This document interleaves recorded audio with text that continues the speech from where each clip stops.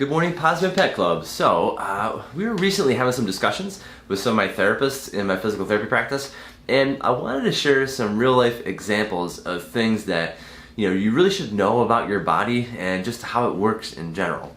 So as physical therapists, we really kind of take this for granted because we spend our whole professional careers with our brains in this space and thinking about it. This is probably not something that an insurance agent or a contractor or a mom thinks about. So, I'm going to let you kind of cheat off my paper a little bit and teach you a little bit about your body and how it moves, and specifically about movement patterns. So, what the hell is a movement pattern, right? I want to keep this simple. It's just a way in which your body moves, and usually repeatedly or over and over. In other words, it's the way your body moves when you pick something up off the floor, or when you get out of bed in the morning, or when you go to just sit down in your car and start that awesome commute every day as you head to work. You typically do it without thinking, unless you're in some sort of pain that forces you to slow down and think about it a little bit more, which a lot of my patients are. So here's the thing, our body takes the path of least resistance. It doesn't perform movement patterns the best way, for your body, or like the proper way. It really does it the easiest way. And this is why many of my patients develop movement pattern dysfunction. Their body starts moving a certain way because it's easier, or it's what it's used to, and it kind of forgets the right way to move. If your body does this over and over again for thousands of repetitions, it can lead to tissue breakdown, inflammation, pain, and serious injury. That's how people end up in my office. Here's the thing though, you don't notice it. It's like water running over a rock. It takes thousands of years, but eventually the rock gives way to the water. Your body works the same exact way. It's going to wear the same exact way.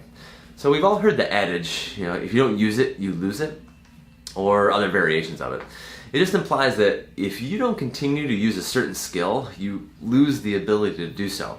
So if you learned Spanish in high school, but you didn't speak it for a year, you're probably going to forget just about all of it. I know I did.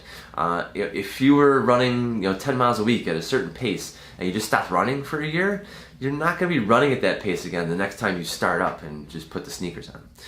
And if you don't continue to move in certain ways, your muscles and your joints really do lose the ability to move through that range of motion.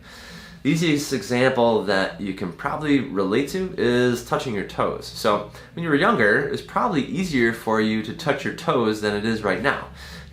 Children are generally more flexible, not always, but generally. And we tend to tighten up as we get older. Unless you practice touching your toes regularly, you're likely to lose that ability over time. So if you don't use it, you lose it. Over the next few videos, I'm going to be talking about this concept and how it relates to your body. I want to give you some simple strategies on how to start using your body and using movement patterns before you start losing them.